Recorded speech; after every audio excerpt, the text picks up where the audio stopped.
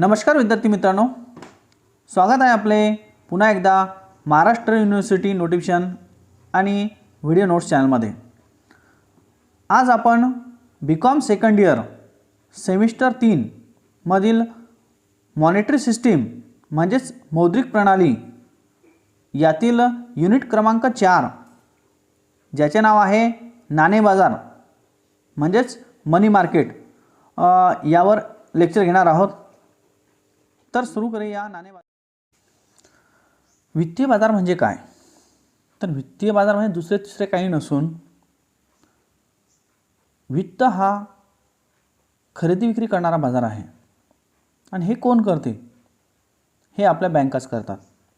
वित्ता संदर्भातील जे काही कामं आहे म्हणजे बचती जमा करणे, त्या ठेवीच्या स्वरूपात असो, फिक्स लॉंग टर्म असो, शॉर्ट टर्म असो किंवा सेविंग अकाउंटच्या स्वरूपात असो, तुमच्याकडून ठेवी जमा करणे आणि ही ठेवी वित्तीय बाजाराच्या मार्फत म्हणजेच बँकांच्या मार्फत उत्पादक घटकाकडे वळती करण्याची ही प्रक्रिया आहे। आणि यामध्ये वित्तीय संस्था आणि व्यक्ती यांचे अशा प्रकारचे जाळे असते की जे ऋण घेणारे आणि ऋण देणारे या दोघांना एकत्रित आणत असतात। आणि वित्तीय बाजारामध्ये तसं पाहिलं तर वित्तीय संसाधने, वित्तीय संपत्ती, मालकी हक्क, वित्तीय सेवा यांची खरेदी विक्री यामध्ये होत असते। एक प्रकारे बँका जे आहे म्हणजे जेवढ्या देशातील बँका आहे त्या सगळ्या हेच कामं करतात आणि या त्या सर्वांचा समावेश हा वित्तीय बाजारामध्ये होतो। कारण की जसे की आपल्या मार्केटमध्ये वस्तूंची खरेदी विक्री होते, ज्याच्याकडे जास्त वस्तू आहे तो विकून टाकते आणि ज्याला गरज आहे तो खरेदी करतो। त्याचप्रमाणे वित्तीय बाजार सुद्धा हेच काम करते की ज्यांच्याकडे जास्तीचा पैसा आहे, जसे की व्यक्ती असो, संस्था असो, संघटना असो, यांच्याकडे जो जास्तीचा पैसा असतो ते बचतीच्या स्वरूपात, डिपॉझिटच्या स्वरूपात बँकामध्ये जमा करतात आणि ह्या बँका तोच पैसा छोट्या छोट्या प्रमाणात जमा करतात आणि उत्पादक घटकाकडे म्हणजे जे विकासाची कामे करतात म्हणजेच उत्पादक वर्ग यांच्याकडे वळती करत असतात। म्हणजे तो पैसा स्थिर न राहता गतिशील करतात, त्या पैशाला मार्ग देतात आणि तो मार्केटमध्ये चलनाच्या स्वरूपात चालू राहते। असे जे कामं करते त्या सगळ्यांना आपण काय म्हणतो? वित्तीय बाजार। हा वित्तीय बाजार एक प्रकारे ऋण निर्माण करत असतो आणि हे ऋण कर्ज घेणारे कोण असतात? ऋणको असतात। म्हणजेच हा बाजार ऋणको आणि धनको दोघांची निर्मिती सुद्धा करतो आणि अनुत्पादक घटकाकडून उत्पादक घटकाकडे वळती करण्याचं काम हा उत्पादक बाजार करत असतो। म्हणजे देशाच्या विकासामध्ये अति महत्त्वाचं जे काम आहे आणि ज्याच्याशिवाय देश चालू शकत नाही अशा प्रकारचं काम ह्या वित्तीय संस्था करत असतात। कारण की या पैशाशिवाय काहीच चालत नाही, उद्योग असो किंवा आपले काम असो। आणि हेच काम अनुत्पादक घटकाकडून उत्पादक घटकाकडे वळते करण्याचं काम या वित्तीय संस्था किंवा वित्तीय बँका करत असतात। म्हणून या वित्तीय बाजाराला देशाच्या विकासाची एक नाळ आहे असं सुद्धा म्हणतात। कारण बँका जर बंद पडल्या तर तुम्ही एक विचार करू शकता, 1 किंवा 4 दिवस जर बँका बंद असेल तर त्याचे परिणाम आपल्या सर्वांवर काय होतात? आजसुद्धा आपण जवळपास कितीतरी व्यवहार हे ऑनलाईन करतो, फोनपेनी करतो, गुगल पेनी करतो, नेट बँकिंगनी करतो आणि हे करत असताना त्यासाठी बँकाच मदत करीत असतात। आणि जर या बँका जर बंद पडल्या म्हणजे वित्तीय बाजारांनी जर संप पुकारला तर त्याचे साईड इफेक्ट किती होऊ शकतात हे आपण व्यक्तिगत जर विचार केला तर ते आपल्याला लक्षात येण्यासारखं आहे। तसेच हा बाजार देशातील प्रादेशिक तसेच क्षेत्रीय असंतुलन जे असते ते सुद्धा कमी करण्याचा प्रयत्न करते। कारण वित्तीय बाजारामध्ये म्हणजेच वित्तीय बाजाराला ऋण बाजार किंवा पत बाजार असे सुद्धा म्हणतात। वित्तीय बाजार ऋणाची आवश्यकता असणाऱ्या व्यक्तींना तसेच संस्थांना ऋणाच्या रूपाने वित्ताचा पुरवठा करीत असते। हे ऋण अल्पकालीन किंवा दीर्घकालीन दोन्ही स्वरूपाचे असू शकते। तसेच हा बाजार परिपूर्ण असून अतिशय कार्यक्षम आहे। वित्तीय बाजारातून स्थिर तसेच खेळते भांडवल उपलब्ध होत असते. ज्या बाजारात हे उपलब्ध होते, खेळते भांडवल असो किंवा स्थिर स्वरूपाचे असो, ज्या बाजारात तयार होते त्या बाजारालाच काय म्हणतो आपण, वित्तीय बाजार म्हणतो. आणि या वित्तीय बाजाराचे सुद्धा दोन भाग पडतात. एक नाणे बाजार आणि दुसरा आहे भांडवल बाजार. आता या नाणे बाजारातून जे काही ऋण मिळते किंवा दिले जाते ते अल्पकालीन असते, तसेच ते एका दिवसापासून तर एका वर्षापर्यंत असते. परंतु भांडवल बाजारात जे कर्ज मिळत असते, ऋण मिळत असते, तर ते दीर्घ कालावधीसाठी म्हणजे जवळपास 15 ते 20 वर्षासाठी सुद्धा असू शकते. तर अशा प्रकारचं हे वित्तीय बाजाराची संकल्पना आहे. तर बाकी त्यामध्ये जे आहे तर त्याचेसुद्धा प्रकार जे पडलेले आहे ते सुद्धा वेगवेगळे आहेत. जसे की वित्तीय बाजाराचे दोन भागामध्ये विभाजन आपण पाहिलं आहे आता जस्ट. कोणकोणते भाग आहे, एक नाणे बाजार आणि दुसरा आहे भांडवल बाजार. त्याचप्रमाणे या नाणे बाजार ज्याला आपण मनी मार्केट म्हणतो किंवा मुद्रा बाजार म्हणतो, तर त्या बाजाराचे सुद्धा दोन भाग पडतात. एक संघटित क्षेत्र आणि दुसरा आहे असंघटित क्षेत्र, म्हणजे ऑर्गनाइज सेक्टर, अनऑर्गनाइज सेक्टर. आणि जे संघटित क्षेत्र आहे त्याचेसुद्धा दोन भाग पडतात. एक प्रधान विपणी म्हणजे प्रायमरी मार्केट आणि गौण विपणी म्हणजेच सेकंडरी मार्केट. म्हणजे अशा प्रकारे नाणे बाजाराचे दोन भाग, संघटित नाणे बाजार आणि असंघटित नाणे बाजार. आणि या संघटित नाणे बाजाराचे सुद्धा दोन भाग पडतात. एक प्रधान विपणी आणि दुसरी आहे गौण विपणी. अशा प्रकारे नाणे बाजार आहे. त्याचप्रकारे भांडवल बाजारसुद्धा आहे. तर भांडवल बाजाराचे सुद्धा दोन भाग पडतात. कोणता आहे, पहिला आहे नाणे बाजार आणि दुसरा आहे भांडवल बाजार. तर या नाणे बाजारातून जो काही मी आता सांगितल्याप्रमाणे नाणे बाजारातून जे काही कर्ज मिळते ते अल्पकालीन असते. आणि भांडवल बाजारातील जे वित्तीय बाजारातील दुसरा व तोही अति महत्त्वाचा घटक तो म्हणजे भांडवल बाजार, त्याचेसुद्धा दोन भाग पडतात. एक प्रायमरी मार्केट आणि दुसरा आहे सेकंडरी मार्केट. प्रायमरी मार्केट जो आहे त्याला म्हणतात प्रधान किंवा नवीन निर्गमन हेतू बाजार. प्रधान किंवा प्रथम निर्गमन हेतू म्हणजे काय, की जेव्हा कंपनी स्थापन होते तेव्हासुद्धा कंपनी शेअर विक्रीला काढते. ते शेअर असो किंवा कंपनी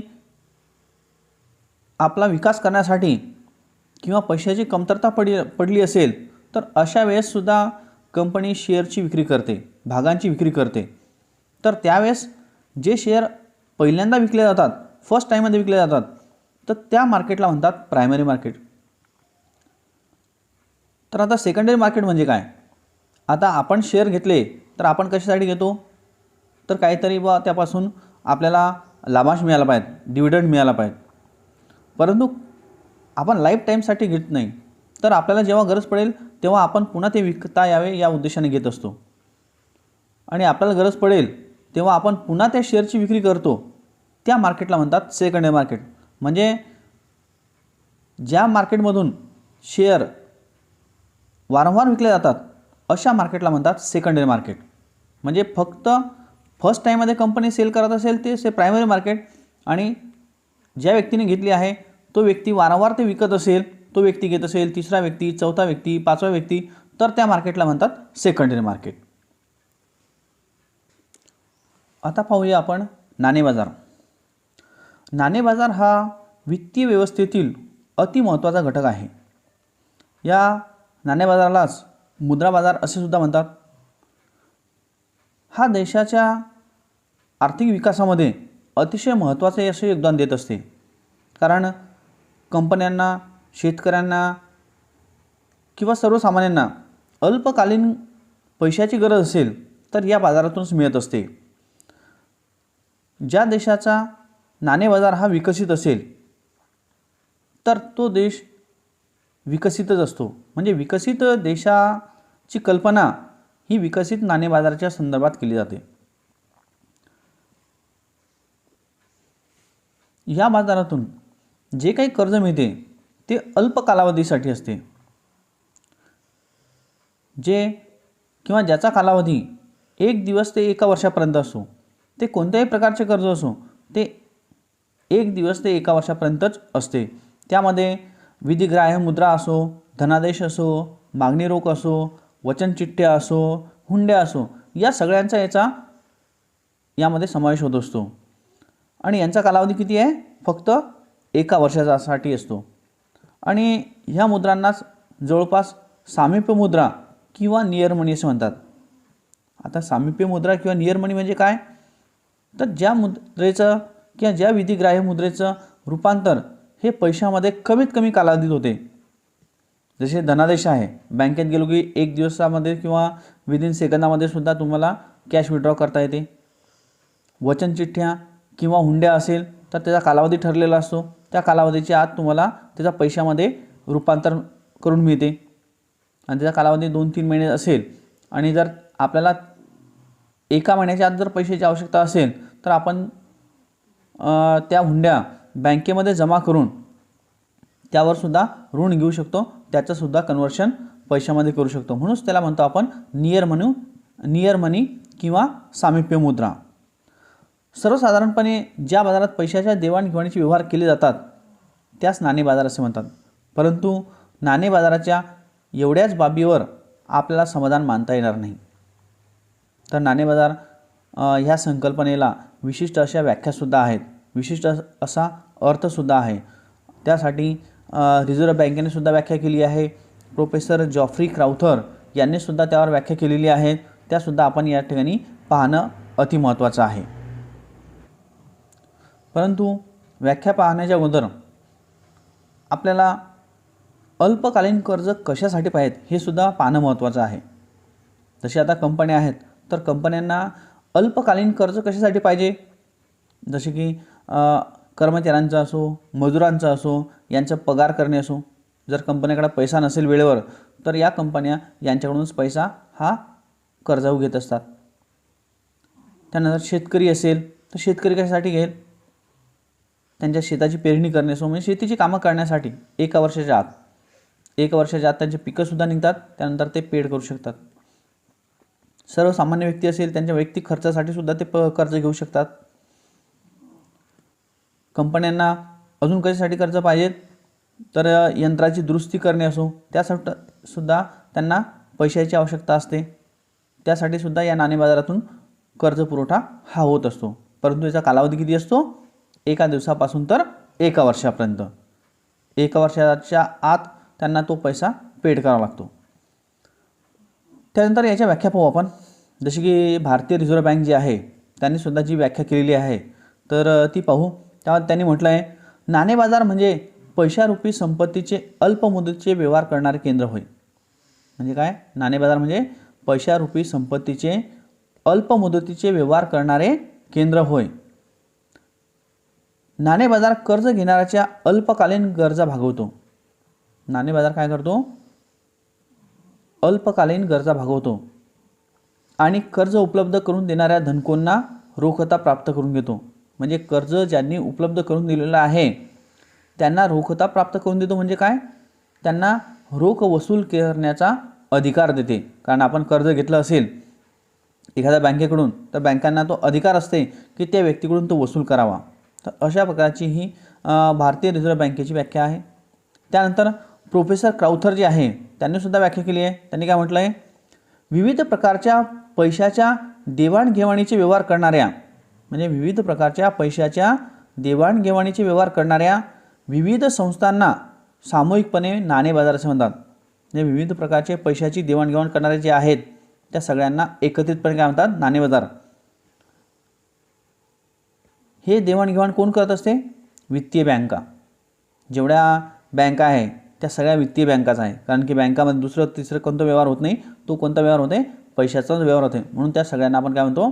वित्तीय बँका किंवा वित्तीय संस्था. आणि त्या सगळ्यांना काय म्हणतो आपण? नाणे बाजार. कारण की बँका दीर्घकालीनसुद्धा काम करतात, अल्पकालीनसुद्धा व्यवहार करतात.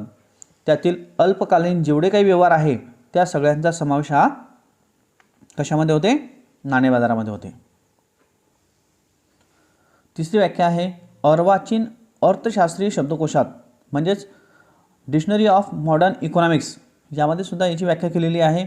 त्यामध्ये म्हटलं आहे, नाणे बाजार ही अशी संज्ञा आहे जी अशा वित्तीय संस्थांना लागू होते की ज्या अल्प मुदतीच्या पतसाधनांची खरेदी विक्री आणि हस्तांतरणाची कार्य हाताळीत असतात. म्हणजे ज्या काही संस्था आहे ज्या अल्पकालीन खरेदी विक्रीचे व्यवहार किंवा पैसे हाताळण्याचे व्यवहार करतात त्या संस्थांना नाणे बाजार असे म्हणतात. त्या संस्थांचा समावेश हा नाणे बाजारामध्ये होतो. आणि ही व्याख्या कशातली आहे? अर्वाचीन अर्थशास्त्री शब्दकोशात, म्हणजे डिक्शनरी ऑफ मॉडर्न इकॉनॉमिक्स. त्यानंतर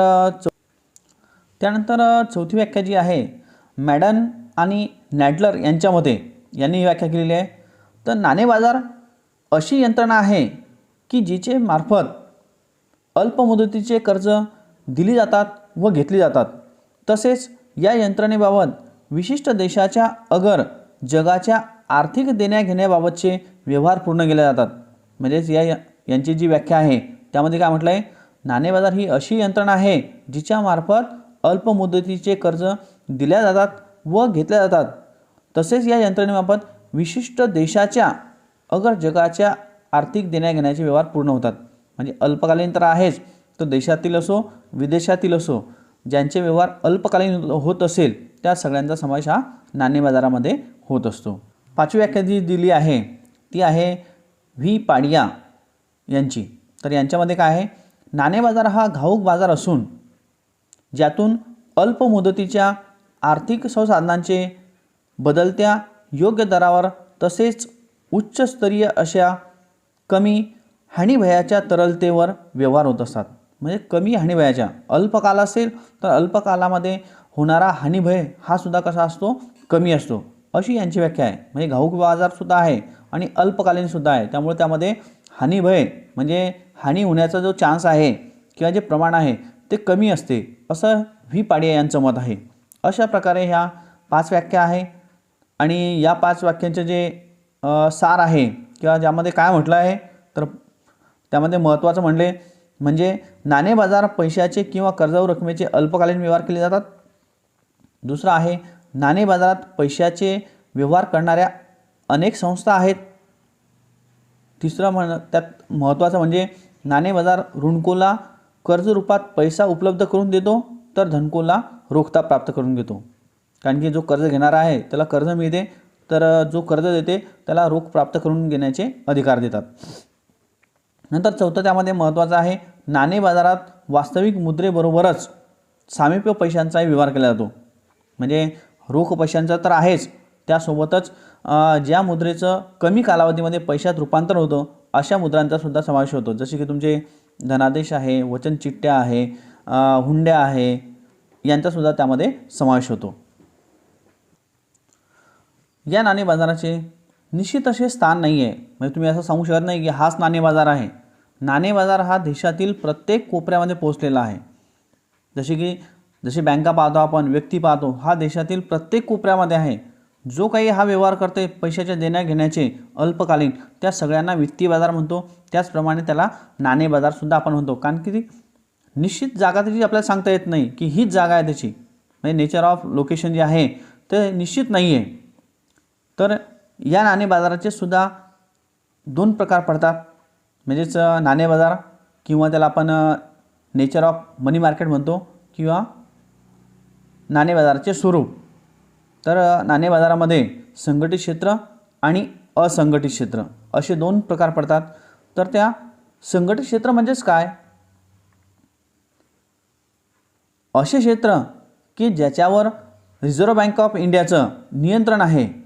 ज्या खाजगी बँका असो किंवा सरकारी बँका असो, ज्या बँकांवर रिझर्व्ह बँकेचं नियंत्रण आहे, ज्या बँका रिझर्व्ह बँकेचे रूल फॉलो करतात, त्यांचे कायदे कानून फॉलो करतात आणि त्यांच्या नियमावलीनुसार चालतात. जसे की आपण बँकेमध्ये पैसे डिपॉझिट करतो तर त्यातील किती पैसा हा डिपॉझिट म्हणून रोख स्वरूपात ठेवता यावा व किती पैसा हा कर्जाच्या रूपात बँकांनी वाटप करावा आणि किती पैसा हा रिझर्व्ह बँकेकडे सुरक्षित ठेव म्हणून वापस ठेवावी किंवा पाठवावी, या संदर्भातील जी काही नियमावली आहे त्याला आपण SLR म्हणतो.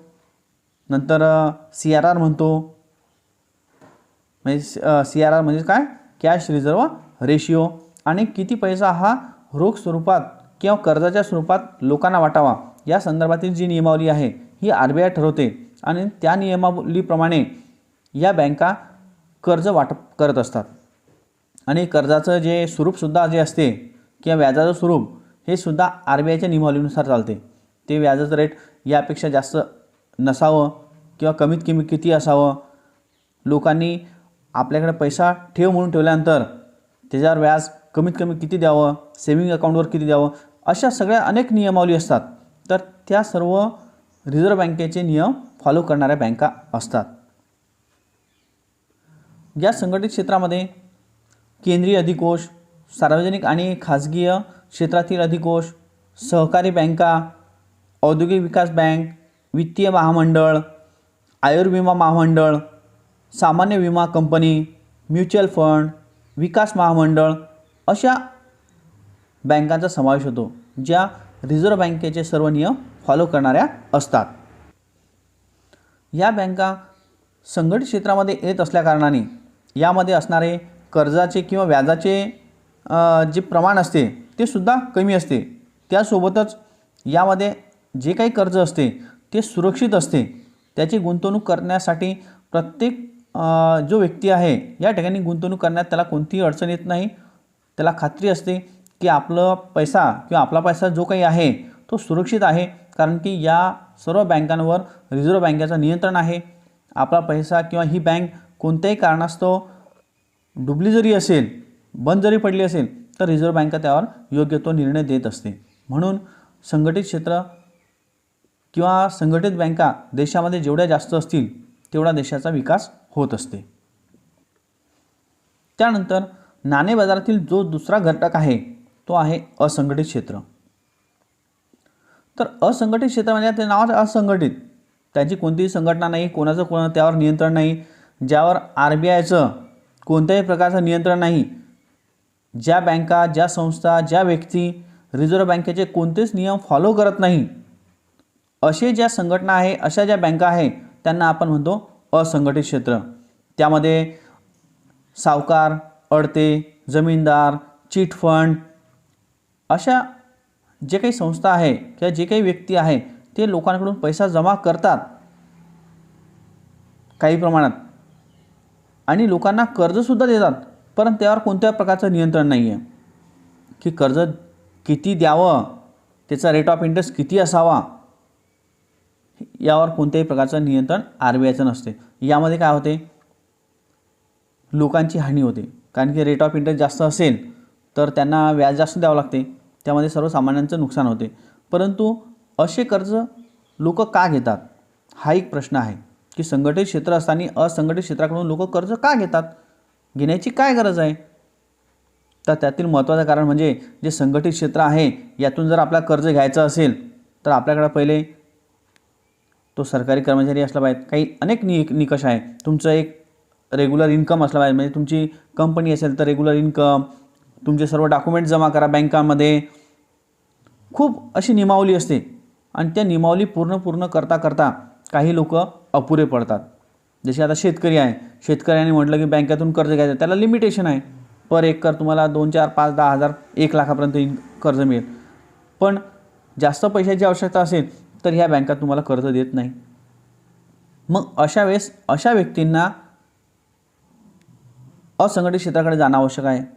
कधीकधी शेतकरी असेल तर त्यांना एमर्जन्सीमध्ये कर्ज लागते, जसे की शेताची पेरणी करणे असो, शेतीमध्ये कामं करणे असो, पाईपलाईन करणे असो, त्याचप्रमाणे लग्न कार्य असो, आजारपण असो, आणि या कामासाठी ताबडतोब काही दिवसामध्येच पैशाची आवश्यकता असते आणि हा पैसा या संघटित क्षेत्राकडून वसूल होत नाही किंवा प्राप्त होत नाही. अशा वेळेस असे व्यक्ती असंघटित क्षेत्राकडून पैसा घेतात. त्यामध्ये सर्वसामान्यांची पिळवणूक होते, परंतु वेळ महत्त्वाची असते, त्या कारणाने हे व्यक्ती त्यांच्याकडून पैसा घेत असतात. यामध्ये घेत असताना व्यक्तीसुद्धा, सर्वसामान्य व्यक्तीसुद्धा घेते, शेतकरीसुद्धा घेते आणि वेळ प्रसंगी कंपन्यासुद्धा कधीकधी घेत असतात. विकसित देशामध्ये अशा प्रकारचा जो प्रकार आहे तो कमी होत चाललेला आहे. त्यावर नियंत्रण ह्या बँकांनी विकसित देशांनी केलं आहे. त्यांनी काय म्हटलं आहे जितके तुमच्या देशामध्ये असंघटित क्षेत्र कमी असेल तेवढा तुमचा विकास जास्त. असंघटित क्षेत्र, संघटित क्षेत्र, संघटित क्षेत्र पण तो विकसित असला पाहिजे. म्हणजे लोकांची गरज पाहून किंवा कमी डॉक्युमेंटेशन आणि प्रत्येक गोष्ट समजून त्यांनी कर्ज दिलं तर असंघटित क्षेत्र हा ॲटोमॅटिक कमी होत असते. तर अशा प्रकारे नाणे बाजाराचे संघटित क्षेत्र आणि असंघटित क्षेत्र आहेत. आता पाहूया आपण नाणे बाजाराचे वैशिष्ट्य, फीचर्स ऑफ मनी मार्केट. त्यातील पहिला जो ऑप्शन आहे किंवा टॉपिक आहे तो आहे घटक. त्यामध्ये कोणकोणत्या प्रकारचे घटक येतात. पहिलं वैशिष्ट्य घटक. तर नाणे बाजारामध्ये किंवा सर्वात पहिला आणि महत्त्वाचा घटक म्हणजे कोण? कर्ज देणारा आणि कर्ज घेणारा. कर्ज घेणारा आणि देणारे नसेल तर त्या नाणे बाजाराला काहीच किंमत नाही. म्हणून पहिला महत्त्वाचा घटक म्हणजे पैसा देणारा आणि घेणारा. त्यातील दुसरा जे आहे ते नाणे बाजारात अल्प मुदतीसाठी पैशाचे किंवा पतसाधनांचे व्यवहार होत असल्यामुळे नाणे बाजारात दुसरा व महत्त्वाचा घटक म्हणजे वास्तविक पैसा किंवा सामिप्य पैसा होय. म्हणजे पहिला जे घटक आहे तो पैसा देणारा घेणारा आणि दुसरा म्हणजे सामिप्य पैसा किंवा वास्तविक पैसा. आणि त्यातील तिसरा जो घटक आहे या व्यवहारामध्ये व्याजाच्या स्वरूपात मुद्देचे किंवा मूल्यांचे शोधन केले जाते आणि त्यातील तो तिसरा घटक आहे तो आहे व्याज. कारण की कोणीही तुम्हाला फ्रीमध्ये पैसा देत नाही, त्यासाठी काहीतरी मूल्य आकारले जाते आणि नाणे बाजारातील ते मूल्य असते व्याज. नाणे बाजाराचं दुसरं वैशिष्ट्य आहे नाणे बाजाराचे व्यापारी किंवा डीलर्स ऑफ मनी मार्केट. नाणे बाजारात कर्ज घेणारे आणि कर्ज देणारे अशा दोन प्रकारचे व्यापारी कार्यरत असतात. ज्यांना कर्जावर रक्कम पाहिजे आहे त्यांना कर्ज घेणारे म्हणजेच ऋणको, आणि जे कर्ज देऊ इच्छितात, कर्जावर रक्कम देऊ इच्छितात त्यांना काय म्हणतो आपण? धनको किंवा कर्ज देणारे. कर्ज देणाऱ्यामध्ये कोण कोण असते? कर्ज देणाऱ्यामध्ये कोण कोण असते? तर उद्योजक, व्यापारी, सामुदायिक स्वरूपाच्या संस्था, व्यापारी संस्था, बँक, व्यक्ती, मध्यस्थ, सरकार या सर्वांचा समावेश यामध्ये होत असतो. तर कर्जावर रक्कम देणाऱ्यामध्ये प्रामुख्याने कोण असते? केंद्रीय बँक म्हणजे केंद्रीय अधिकोष, आणि सर्वात मोठे कर्ज देणारे या केंद्रीय अधिकोषात असतात. नंतर व्यापारी बँकासुद्धा असते, अधिकोषसुद्धा असते, व्यक्ती, व्यापारी, गैर व्यापारी संस्था, वित्तीय प्रकारच्या व्यावसायिक संस्था आणि सरकार यांचा समावेश होतो. म्हणजे कर्ज देणारे आणि घेणारे सेमसुद्धा असू शकतात, परंतु केंद्रीय अधिकोष कर्ज कधी घेत नाही. म्हणजेच देशातील सर्वात जास्त कर्ज घेणाऱ्यामध्ये असते सरकार आणि सर्वात जास्त कर्ज देणाऱ्यामध्ये असते केंद्रीय अधिकोष. म्हणजे सर्वात मोठे नाणे बाजाराची कर्ज घेणाऱ्यामध्ये सरकार आणि देणाऱ्यामध्ये केंद्रीय अधिकोष म्हणजेच रिझर्व्ह बँक ऑफ इंडिया. या नाणे बाजाराचे तिसरे वैशिष्ट्य म्हणजे यामध्ये असते सामिप्य किंवा सदृश्य मुद्रा. त्यालाच आपण नियर मनी म्हणतो. ज्या मुद्रेचं स्थानांतरण किंवा जी मुद्रा कमीत कमी कालावधीमध्ये पैशामध्ये स्थानांतरित होते त्या मुद्रेला आपण काय म्हणतो? सामिप्य मुद्रा. यामध्ये जवळपास धनादेश, विनिमयपत्र, हुंड्या, अल्पमुदती सरकारी प्रतिभूती यांचा समावेश यामध्ये होत असतो. आणि यालासुद्धा सरकारी मान्यता असते, गव्हर्नमेंट मान्यता असते. फक्त एकच लक्षात ठेवणं महत्त्वाचं आहे की यामध्ये ज्या काही मुद्रा असते त्याचं कन्व्हर्जन हे कमीत कमी कालावधीमध्ये पैशात करता येते, म्हणून याला आपण म्हणतो सामिप्य मुद्रा. त्यानंतर चौथा पॉईंट आहे की यामध्ये वैयक्तिक संबंधाची आवश्यकता नाही आहे. म्हणजे मुद्रा बाजारातून किंवा नाणे बाजारातून कर्ज घेत असताना असो किंवा देत असताना असो तुम्हाला कोणत्याही व्यक्तिगत संबंधाची आवश्यकता नाही. बँकेकडून कर्ज घ्यायचं असेल तर बँकाच्या नियमावलीप्रमाणे जे काही तुमच्याकडे उपलब्ध असेल डॉक्युमेंट त्या बेसवरच तुम्हाला कर्ज मिळत असते. असं नाही की तुमचा नातेवाईक आहे, तुमचा मित्र आहे, भाऊ आहे किंवा दुसरा नातेवाईक आहे म्हणून तुम्हाला कर्ज मिळेल आणि तुम्ही कोणाचेच नातेवाईक नाही आहे म्हणून तुम्हाला कर्ज मिळणार नाही असं नाही आहे. नाणे बाजारातून कर्ज घ्यायचं असेल तर कर्ज घेण्यासाठी जे काही डॉक्युमेंट लागत असेल ते जर तुमच्याकडे असेल तर कोणीही तुम्हाला कर्ज घेण्यापासून थांबवू शकत नाही. त्याचप्रमाणे तुमच्याकडे पैसा असेल, जास्तीचा पैसा असेल तर बँकेत जमा करत असतानासुद्धा तुम्हाला काही व्यक्तिगत संबंधाची आवश्यकता नाही. आपण आपलं खातं असेल, अकाउंट असेल तर आपण आपल्या अकाउंटमध्ये जायचं, फिक्स डिपॉझिट करणे, सेविंगमध्ये आपले पैसे जमा करणे, यासाठी कोणत्याही संबंधाची आवश्यकता नाही आहे. त्यातील 5वा पॉईंट आहे किंवा 5वं वैशिष्ट्य आहे अल्पकालीन निधी, शॉर्ट टर्म फंड. म्हणजे हे एक वैशिष्ट्य आहे की या नाणे बाजारातून जे काही आपल्याला कर्ज मिळणार आहे ते कसं मिळणार आहे, अल्प कालावधीसाठी. त्याचा कालावधीच अल्प आहे.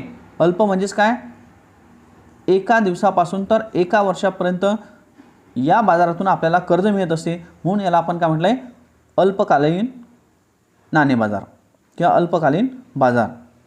कारण यामध्ये जे काही गरजू व्यक्ती असतात त्यांना अल्प कालावधीसाठी पैसे लागत असतो. तुम्हाला अगोदर सांगितल्याप्रमाणे नाणे बाजाराला कंपनीसुद्धा कर्ज घेते, सरकारसुद्धा कर्ज घेते, व्यक्तिगत व्यक्ती असेल हे सुद्धा या बाजारातून कर्ज घेत असतात आणि त्याचा कालावधी फक्त लक्षात ठेवायचा आहे कसा आहे, अल्प कालावधी आहे. हे त्याचं एक नेक्स्ट वैशिष्ट्य आहे.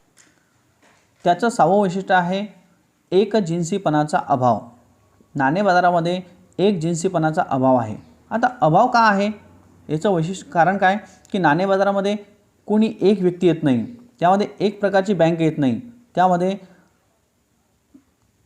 सरकारच्या नियंत्रणाखाली असणाऱ्या तसेच नियंत्रणाखाली नसणाऱ्या अशा सगळ्यांचा समावेश असतो. म्हणजे संघटित क्षेत्र, संघटित बँका, असंघटित बँका सगळ्यांचा समावेश होतो. म्हणून त्यामध्ये एकजिन्सीपणा नाही आहे. तुमचा प्रत्येक देशाप्रमाणे, राज्याप्रमाणे, बँकाप्रमाणे नियमावलीत थोड्याफार प्रमाणात बदल असते. म्हणून याच्यामध्ये एकजिन्सीपणाचा अभाव आहे.